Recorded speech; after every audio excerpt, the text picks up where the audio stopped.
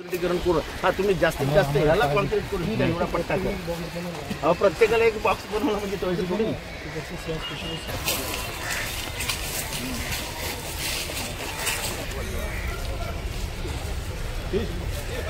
भाई भाई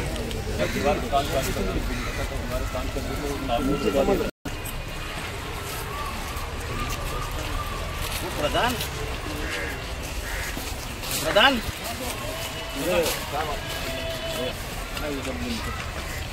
थोडंसं त्या साईडला कचराच आपण बघू शकता आमदार जितेंद्र आव्हाड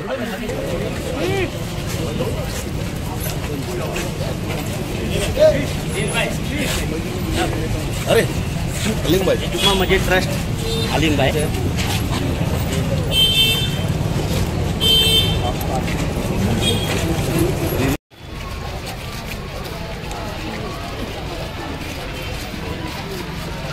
कैसे टीचर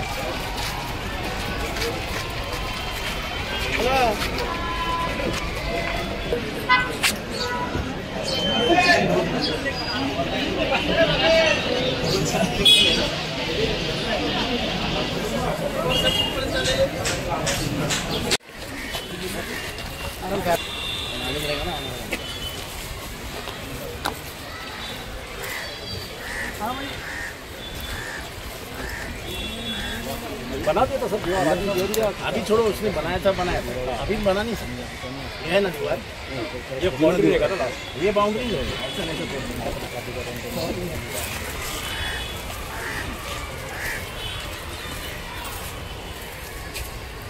काय नेमकं आज माझी पहिली फेरी आहे, त्यामुळे मला कब्रस्तानच्या बाबतीत खूप तक्रारी आलेल्या आणि कब्रस्तानची आत्ताची परिस्थिती पाहता नक्कीच कब्रस्तानमध्ये काही साफसफाई काही व्यवस्थित करण्याची गरज आहे आणि ते मी आता बघून गेलेलो आहे। अजून 15 दिवसानंतर परत येईल आणि तोपर्यंत ते कब्रस्तान साफ झालं असेल अशी आशा बाळगतो। जमील शेखच्या बाबतीत जी काही चौकशी झाली त्या चौकशीमध्ये आणि चार्जशीट जी टाकण्यात आली आहे त्याच्यामध्ये मी चार्जशीट पूर्ण वाचली आहे, मी फार समाधानी नाही।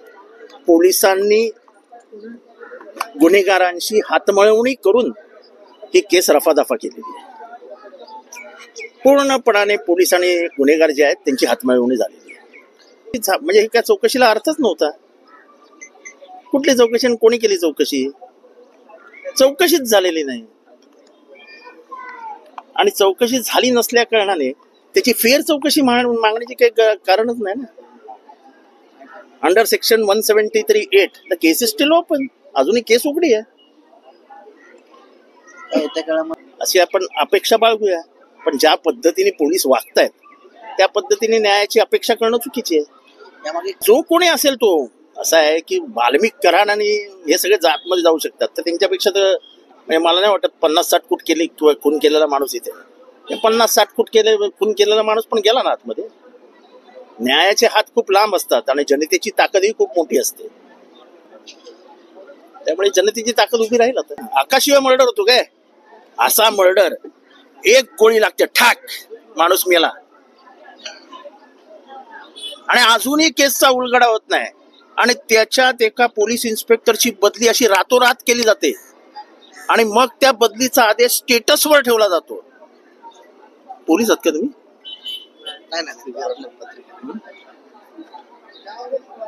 रातोरात केला जातो असेल तर हे पण ऐका मी जे बोलतोय, आणि मग पोलीसची बदली होते, खतम केस।